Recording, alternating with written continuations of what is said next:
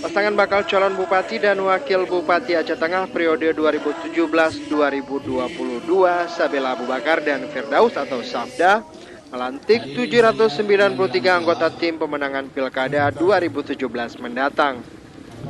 Pelantikan tim pemenangan disaksikan ratusan massa pendukung di posko pemenangan Safda di Jalan Sangeda, Kecamatan Kebayakan, Aceh Tengah. Anggota tim pemenangan Safda yang dilantik terdiri dari 34 bidang. Mereka berasal dari 60% jumlah desa di Kabupaten Aceh Tengah. Ketua tim pemenangan Safda Samsudin mengatakan, pasangan Safda siap mengemban amanah dari seluruh masyarakat Aceh Tengah yang terdiri dari beragam etnis seperti etnis Tionghoa, Padang, Batak, Karo, Aceh, Jawa, Nias, Madura, dan Gayo. Setiap perwakilan dari berbagai suku ini juga melakukan orasi menyatakan dukungannya terhadap pasangan Safda.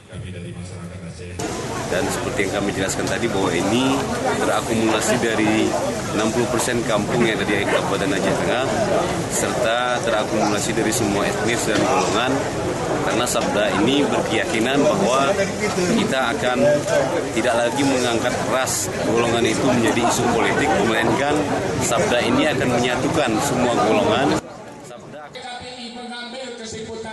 Sementara itu, bakal calon Bupati Aceh Tengah Sabela Abu Bakar mengaku siap mengemban seluruh amanah yang diberikan masyarakat kepadanya untuk membawa masyarakat Aceh Tengah sejahtera sesuai dengan visi dan misinya, termasuk peningkatan pelayanan pendidikan, kesehatan, dan perluasan lahan pertanian.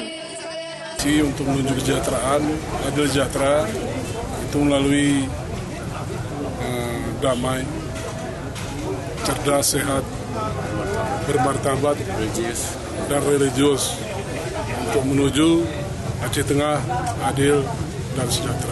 Pasangan bakal calon Bupati dan Wakil Bupati Aceh Tengah Sabela Abu Bakar dan Firdaus mendapat dukungan penuh dari Partai PAN, PDIP, Hanura, PKPI, Partai Bulan Bintang, dan Partai P3.